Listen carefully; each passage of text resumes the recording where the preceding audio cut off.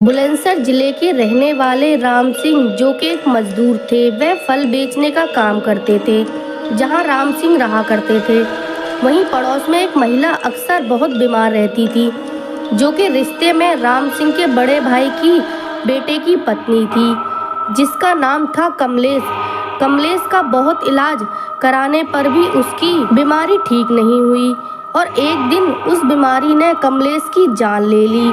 वह सबकी बहुत लाडली थी। अक्सर सबके प्यारे इस दुनिया से जल्दी चले जाते हैं। जब कमलेश का अंतिम संस्कार की तैयारी चल रही थी, तब राम सिंह ने कमलेश की नाक से नथनी, जिसको लौंग भी कहते हैं, उतार ली और अपने पास रख ली।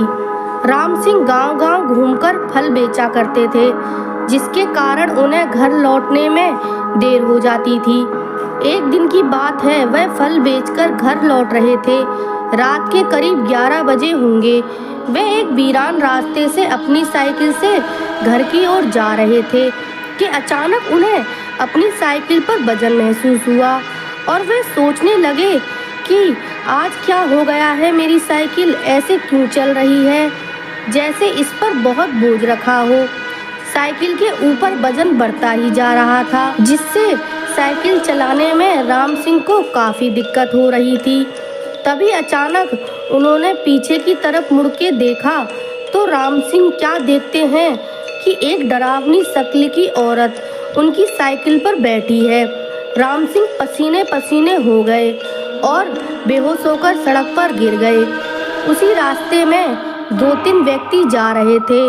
उनमें से एक राम सिंह को जानता था। व्यक्ति उन दोनों व्यक्तियों की सहायता से राम सिंह को उनके घर छोड़कर गया।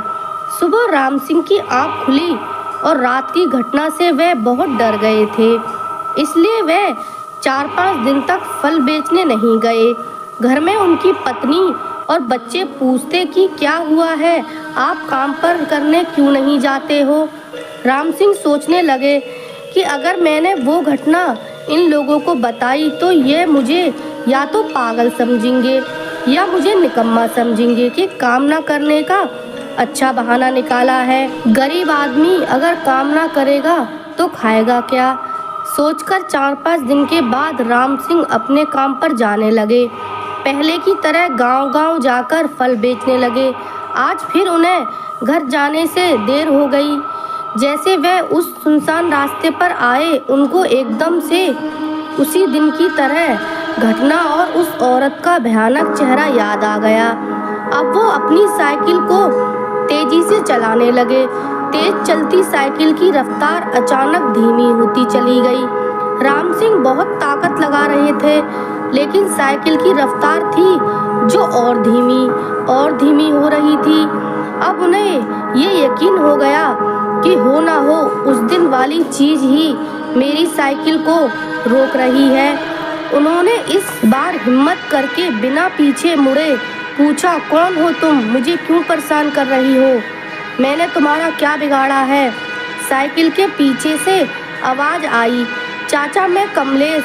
राम सिंह ने पूछा, कौन कमलेश और मुझसे क्या चाहती हो। तो उसने कहा, चाचा मैं कमलेश हूँ, आपके भाई की बेटे की पत्नी। तो राम सिंह ने कहा, बेटा कमलेश, क्या बात है और तुम मुझे डरा क्यों रही हो।